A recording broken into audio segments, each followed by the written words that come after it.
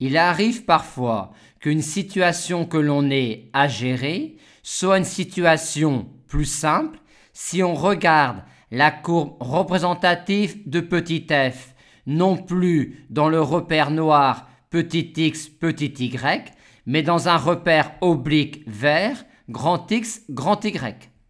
Mais quelle est alors l'équation de cette courbe-là, non plus dans le repère noir, mais dans le repère vert? On va pour cela commencer par établir les formules de changement de repère entre les coordonnées petit x, petit y et les coordonnées grand X, grand Y. Et pour cela, on va simplement dire que cette droite-là a pour équation dans le repère vert grand Y égale 0, alors qu'elle avait pour équation dans le repère noir cette équation-là. Et on fait de même avec cette droite-là. Et les formules de changement de repère entre petit x, petit y et grand X, grand Y doivent donc nous permettre de dire qu'il est équivalent de dire cela, et qu'il est équivalent de dire cela et cela. On a donc envie de poser grand X égale petit x et de poser grand Y égale petit y moins tout cela.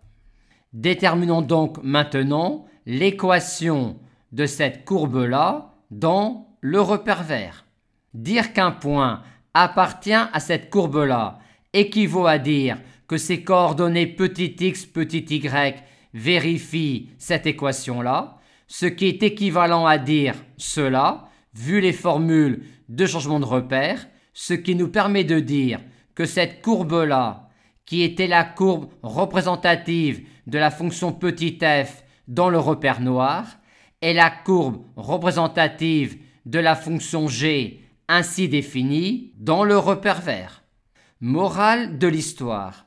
Avoir envie, pour se ramener à une situation plus simple, de voir la courbe représentative d'une fonction petit f dans le repère petit x, petit y comme la courbe représentative d'une fonction, non plus dans le repère noir, mais dans le repère oblique vert, revient exactement à considérer la fonction auxiliaire g définie par g de x égale f de x à laquelle on retire la fonction affine dans la courbe représentative dans le repère noir et la droite des abscisses dans le repère vert.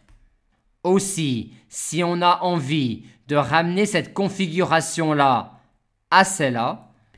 on appliquera cette configuration-là à la fonction auxiliaire g ainsi définie à partir de la fonction petit f.